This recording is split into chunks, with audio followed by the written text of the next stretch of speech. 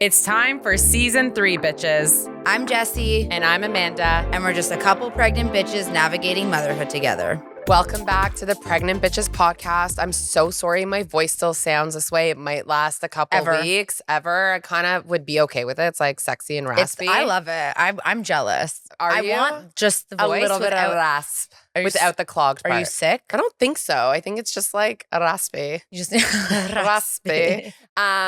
We have so many more questions to get to. Yeah. So this is our Q&A part 2. And Jessie, take it away. Let's jump into it. Okay, this next theme is all about pregnancy. I know we just did a pregnancy episode, but there are some other questions here that are good to talk about. So, okay. How do you deal with the anxiety between appointments? Ooh, very normal. It's tough. It's very tough. I heard, well, we're from Toronto, but so it might be very different in the States because I know that you pay per visit in the States. I'm not 100% sure how that works. We're all on OHIP, like health card here.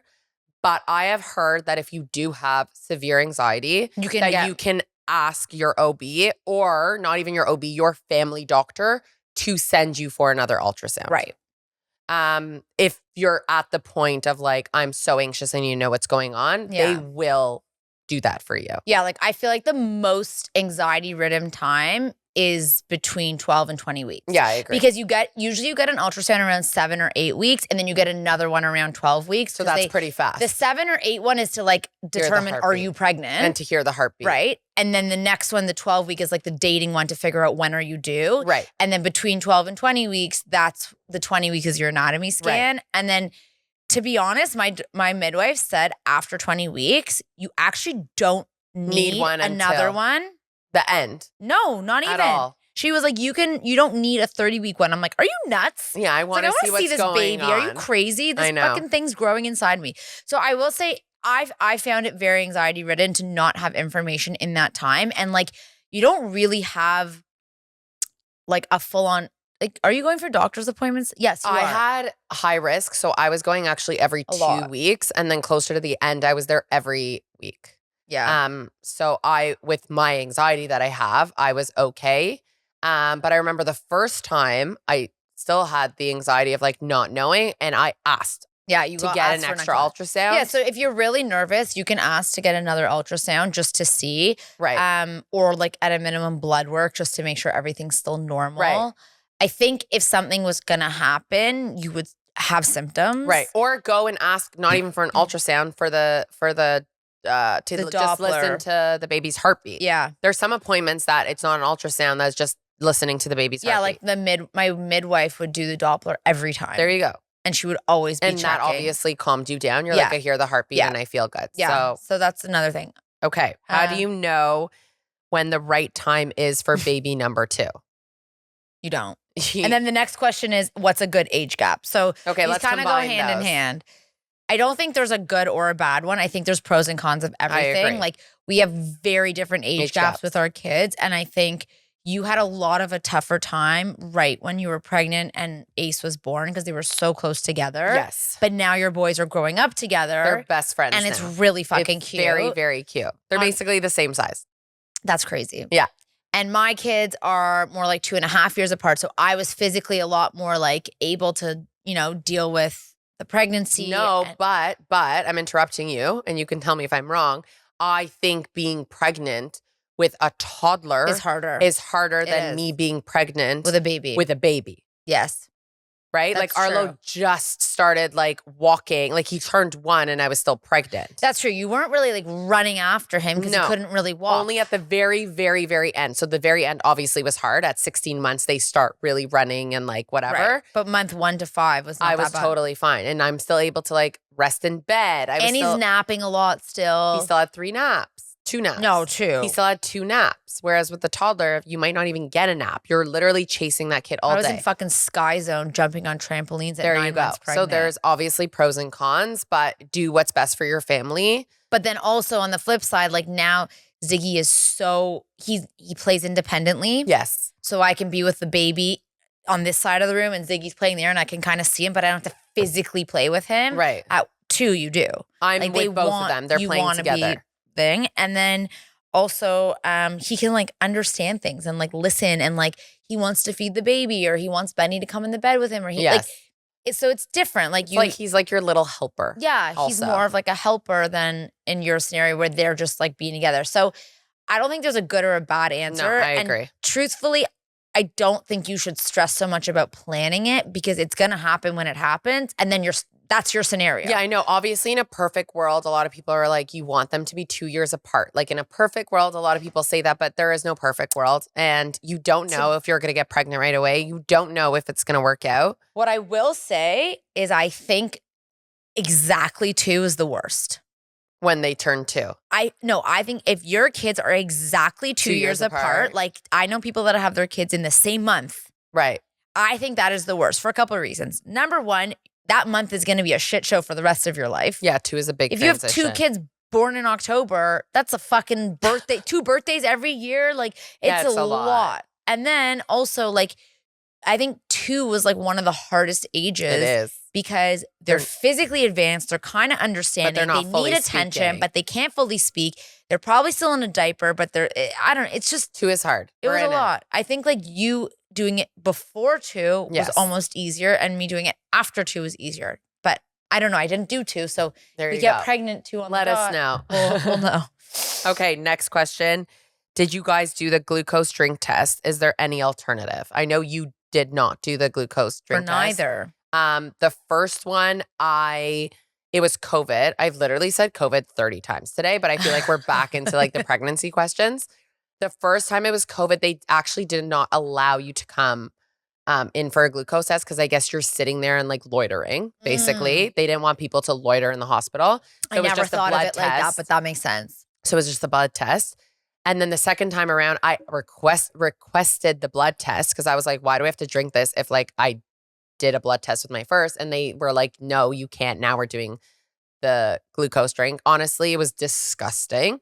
I drank it. I had a real like shot of like a sugar high. The baby was literally bouncing around like a loony, and I really didn't feel good for the rest of the day. That drink itself was like, it was gross, but it was like pure sugar. A lot of people like it. I don't understand. It's literally just like pouring sugar, but I did it. I don't know what it tastes like, because I never did it. For both kids, I didn't do it. Scenario 1 was same like you. Right. They didn't do it. I don't know what they did instead. I guess they did blood work. No, they did blood work. Scenario 2, my midwife was like, you need to do the glucose test. I'm like, I don't want to do it. I didn't do the first time, and clearly it was fine. So what are my other options? Right. She said, you can do the blood test. They basically check a couple markers. Yeah. If any of those markers are elevated, then you would do the glucose test. But she was like, 9 times out of 10, most people don't have pregnant diabetes. Right. Most people don't. The glucose test is to catch those few people that do. Yes. So you could 100% ask your doctor to say, I don't want to do the glucose test. Send me for the blood work. And if the blood work comes yucky, I will do the glucose test. So no, you do not need to do it. Yeah. I would advocate for yourself and ask what your options are and make them give you options other than the glucose test. I agree. It's just easy for them because it's done. It's easier than blood work. Yeah. And it's send you for the blood work. Yeah, I agree. Okay. What are some things that you learned prior and after pregnancy? Patience. Okay. Lots and lots and lots of patience. I felt like I always thought I was a patient person. I feel like maybe even also like I feel like Adam and like your significant others learn a lot more patience after having kids. I feel like, but to me the biggest one was patience. What do you think? I don't even know what are some things you learned? Like maybe about yourself. Yeah, that was basically the question. About yourself. About yourself, sure. Like what did you learn about yourself? That I'm more capable than I thought I was. There you go. And stronger than I thought I was. I feel like when you're a young woman, the thought of getting pregnant is like kind of terrifying. Right. And then when you actually get married and you're like, it's time, you want it, you really want it, but then you're like, I'm fucking like, what is this? Yeah. So you're like, it's scary. It is definitely scary. And I was scared. And then like after you go through it that first time and you get on the other side of it, you're like, this is like probably the most empowering thing ever. 100%. And I think your level of confidence in life in general goes from here to here. And you just elevate your life on so many levels. Like that's why I think you see a lot of moms out there who just like don't give a fuck. Yeah. Or they walk around with a level of confidence, or they just like, they feel so different. Cause like pregnancy really changes you. I agree. And it levels up your life. Like you are a new person. Like you are forced into a scenario that is very, like they say that if you want to grow in life, you have to be put in uncomfortable situations. And definitely becoming that is pregnant uncomfortable. and then delivering that baby is definitely uncomfortable. It is out of your comfort zone. You have no experience. Nobody can prepare. Even if somebody tells you they can prepare you for it, you can't. They will not prepare you for it. You can take whatever fucking classes, whatever this, like, not until it happens to you, because every situation, every birthing story, every pregnancy is all different. Being pregnant puts you outside your comfort zone, and that pushes you to new levels. There you go. That's what I would say. Okay. Why did no one explain how to do cervical checks? Ouch and fuck. Girl, I agree. I don't think I think I got one. They shove your hand I think I got one cervical check. So I feel like this is a Jessie question. Okay, so like let's say your cervix is like the size of your finger. Yes. Sorry, this is like your vagina. Your cervix is above your vagina. So they're literally going higher up. They have to go up 2 hands. Right. And literally they're fisting you like you're And when you're maybe about to give birth and you're a little bit dilated, it's not as uncomfortable because it's all starting. Right. But like a cervical check at like 4 months is painful. It's not open. Right. There's nothing open about they're just that. like fisting. It's just fisting you. And then the other thing is, you know how they measure dilation? You know when they tell you you're 1, 2, 3, 4, 5, 6 centimeters? No. What they're doing is they're sticking their hand up there and spreading their fingers. So oh my God. This. Okay, but this is 10. No, this is not 10. 10 is like, this is 1, 2, 3, 4. Like they're just doing this and seeing how much they could spread their fingers. That's disgusting. I'm like, you haven't come up with a more advanced method to know. That makes sense. Like literally just get like a kind of like a ruler and then when it's this big, then it's like, oh, you're 10. Oh my God. Ouch. Gross, right? Okay. But yeah, cervical checks are not fun. I would suggest my midwives are a little bit more, have more restraint than OBs. She was like, I don't really need to check you that often. Like she was like, there is no need for me to stick my hand up your vagina for most of these appointments. Right. The OBs will always stick their hand up there. Right. Unnecessary. Why? What are you checking? Yeah. If I'm 6 months, what are you checking? I don't know. I never got checked. Even my OB said, my midwife said, she goes, until your due date, there is no reason for me to stick my hand up your vagina. No, they could just see everything on an ultrasound. Even then, she goes, she would literally like go like this and feel the head, and she could feel everything. She would feel where the baby was. She would feel this stuff. What is sticking her hand up there doing? I don't know. I don't want anyone to stick their fingers up me. No. Except me when I'm checking myself. Or your husband. Or my husband. He's the only one allowed. Okay. Have either of you ever encountered any of your babies cry screaming in their sleep? This actually just happened to me. Yes. Arlo is now 3 years old, and Adam was out playing hockey, and all of a sudden he literally was like, no, I can't even scream because of my voice, but like, no, like freaking out. I got freaked out because like I know how my son sleeps. We see it on the camera. Yeah, like, it was out of the ordinary. It was so out of the ordinary. And I thought, okay, maybe he's going to wake himself up. It was a bad dream. I'm going to go down. I'm going to comfort him. But he wouldn't stop. So I went down and I tried to wake him up. And it took a while for me to wake him up. Oh, he was in like a full night terror. In a full night terror. And I really panicked. And then obviously Google Amanda, went online, and I was like, what the fuck did my kid just have? I'm like texting Adam. I'm like, Arlo had a night terror. He's like, stop looking at the internet. I was like, he wouldn't wake up. Apparently, you are not supposed to wake up your kid if they're from a night terror, or if they're in that spot, they'll wake themselves up. They won't remember any of it. It's scarier for us to see it. Interesting. If it's a nightmare, he'll wake up and start screaming. He'll be physically awake.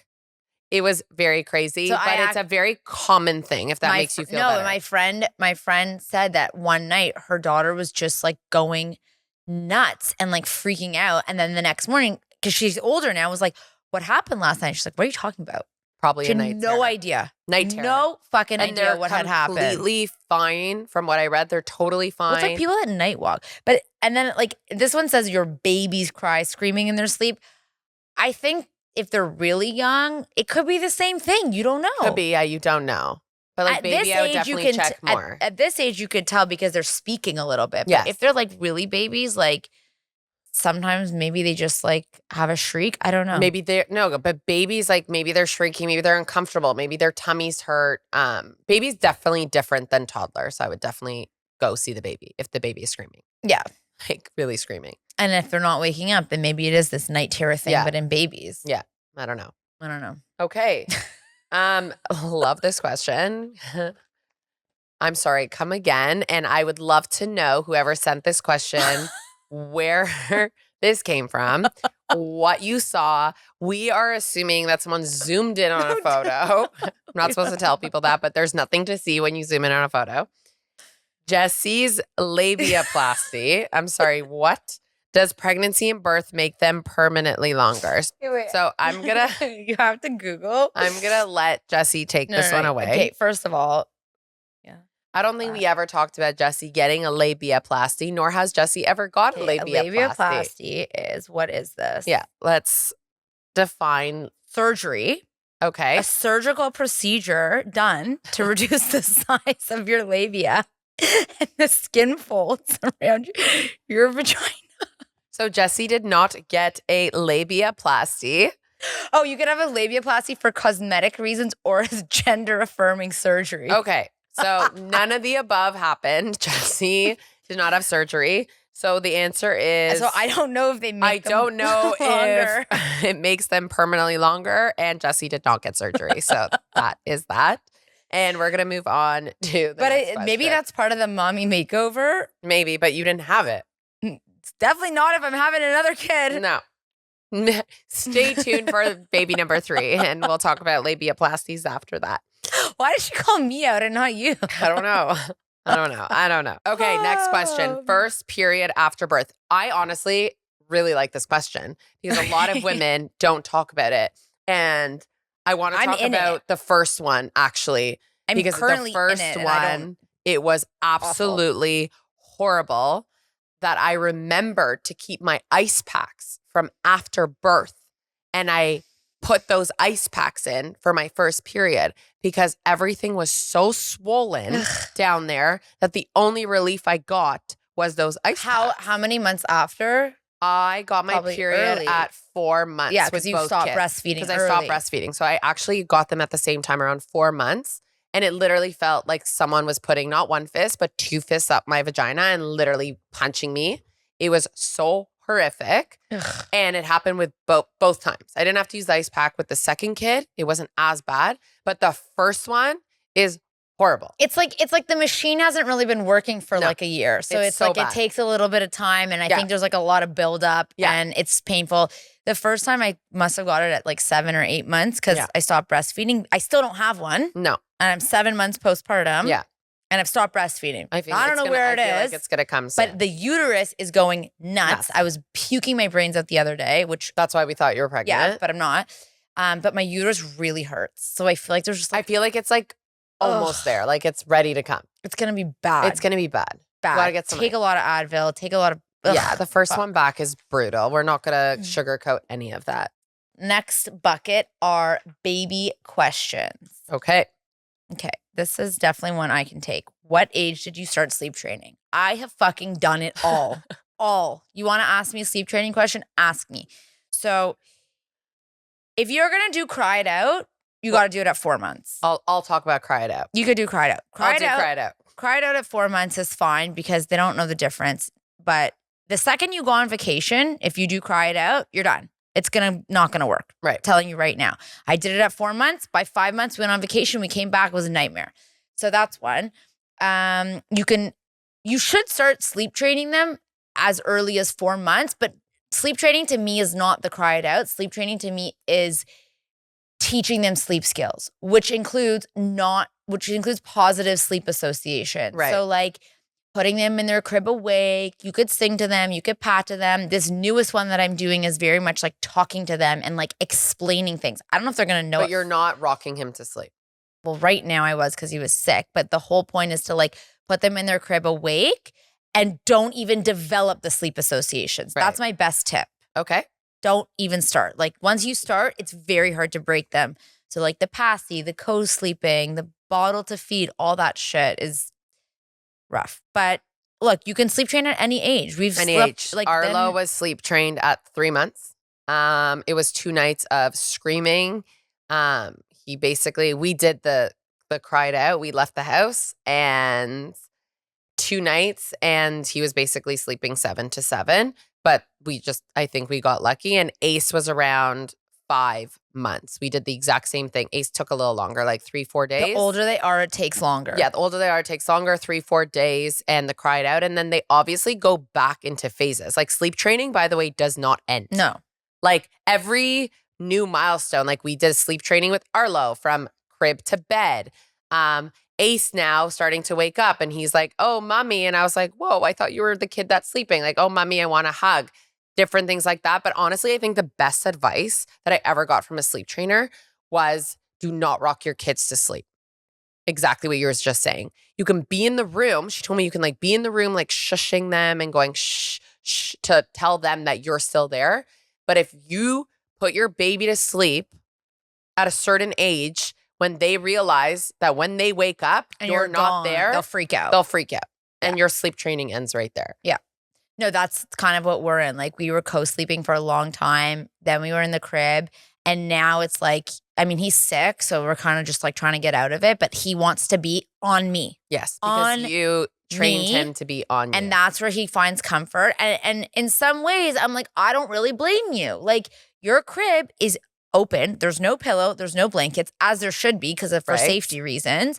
But like then you come into cuddle me with mommy, with like it's warm, it's nice, like we're together, like you're in my bed with me. Like I personally, I would choose that option also. I agree. So it's a little bit, it's tough. And then like I struggle with this all the time because I'm like, I need to be sleep trained. You definitely need to be because I'm not like, I can't do the like leave them and cry and all that stuff. And then a part of me is like, they're going to be little for so little. That and just then enjoy it. One day they're not going to want to sleep in my bed. Like my 3-year-old doesn't sleep in my bed anymore. He wants me to do bedtime with him and chill and cuddle, but he's done. No, when you go on vacation, you'll sleep with him. Yeah, but if you like, if you just can't bear the sleep training properly and you do find that you can sleep in a bed together or they're in your room, then maybe that's your option. It literally, again, it depends on you, depends on your family. There is no right and wrong. No. Ever. No. But I think the age thing is you can do it at any age. It's just you're going to have different strategies. Right. Depending on when you do it. Right. Okay. Next. Okay. How did you get through the initial gassy phase when the baby is learning to poop?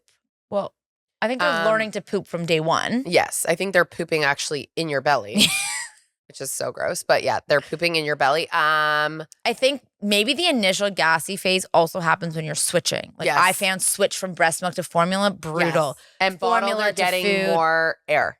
Yeah. When they're drinking out of a bottle, they're getting more air. Yeah. And then formula to food. Yes. All these things it messes with their belly. Start with the belly. Yeah. So I think gripe water. That's what we use. Is amazing. Colic. It's basically like it's like liquor. It's like licorice, anise. Yeah. It's like what you would take. It's like a digestive, like that kind of stuff. Gripe water, the brand I loved was Colic, Kolik. Yeah, same. I use the same one. There you go. You'll actually notice it. Like they'll be gassy. They'll take it and like they'll make like a big poo. And it'll smell like shit. I know. And then also I think Benny's quite gassy still, so someone recommended a probiotic. There you go. She was like, maybe that's part, like when you switch from breast milk to formula, the formula has apparently like stuff that's really tough on their tummies. There you go. So if you do the probiotic, it will kind of help break it down. So, yeah. And like you could like do like the massages, like when you move their like legs up and down and tummy or whatever. Yeah. Okay. I agree. Next, do I need a pacifier for teething? We never gave our boy one and she's 3 months. No. I have a recommendation. I did not give up. My kids were both on pacifiers since day one, but I didn't use that for teething. I use like teething toys, cold. You can do a frozen bagel because like a 3-month-old, you can't chow down on that. Frozen carrots, anything really that they can't like bite into. Yeah. So I just started seeing an osteopath and she gave me some good tips. So number one, like do not introduce the pasty if they don't need it. Like that's just one thing you're going to have to get rid of and it's like not worth it. If they need it, great. If they don't need it, don't. She said you should really get like long teethers like this. Again, like that they can like get chomp in on, all so the places. all the teeth can like get it. And she's like, that's really. I'll link the ones that she sent me. They're on Smart. Amazon. It was very easy to get them. And then she also said that like it's implicates with food. She goes, Benny's gag reflex is very sensitive because he never had the passy. So when you have the passy, it's like touching that gag reflex and it like it stops it. So she was like, that's the other thing a long teether can help with.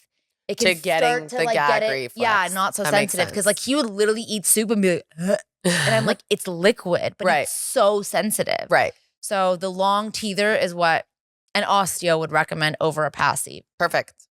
There you go. You have 2 options.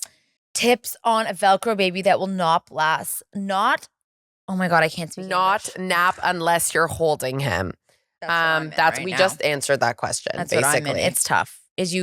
Honestly, if they're sick, do it. Yes. If they're not sick, I find that you kind of got to like do it till maybe drowsy and then put them in the crib and slowly work your way up to awake. That's fair. That's a good answer. answer. That's the only thing I could think. Okay. Silly question.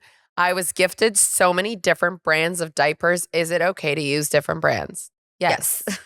Yes. Try it. Obviously, if it doesn't work, like we didn't get gifted. I just tried a different brand and Arlo got a rash, so I stopped it. But if someone gifted it to you, for sure, try it. Yeah. What's the downside?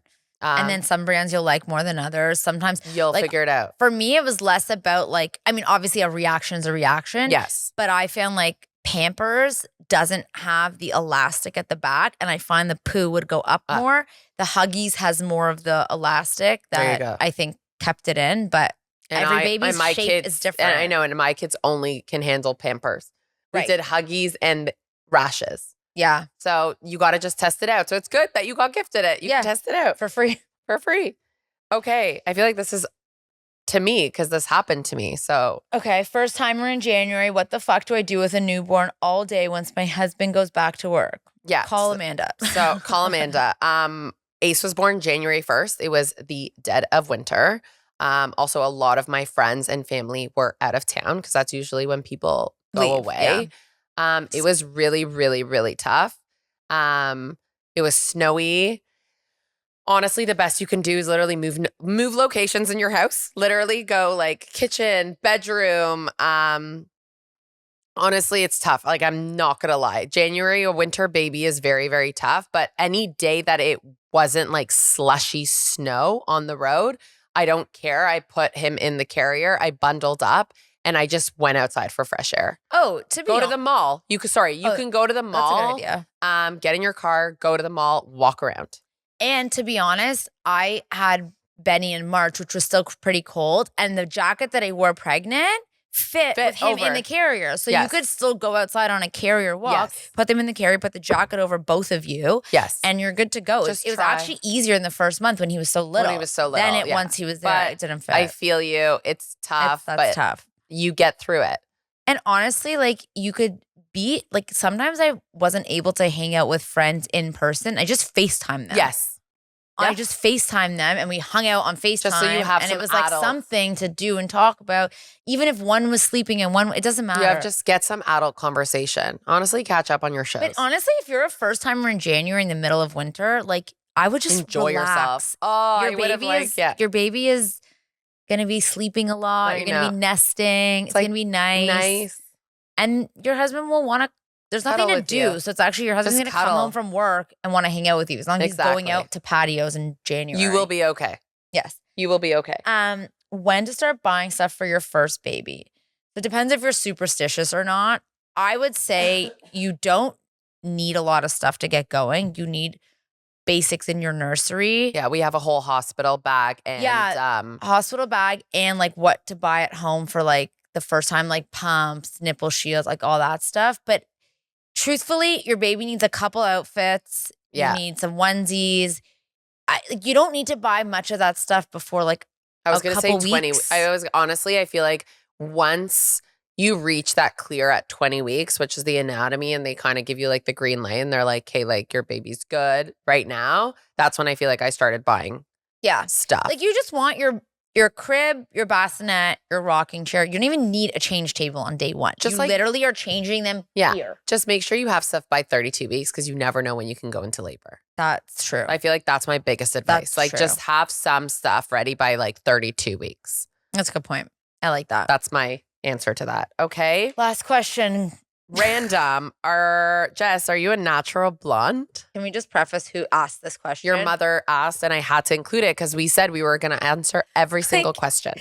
Okay. Yes, I am a natural blonde. My color is lighter right now, more light than normal.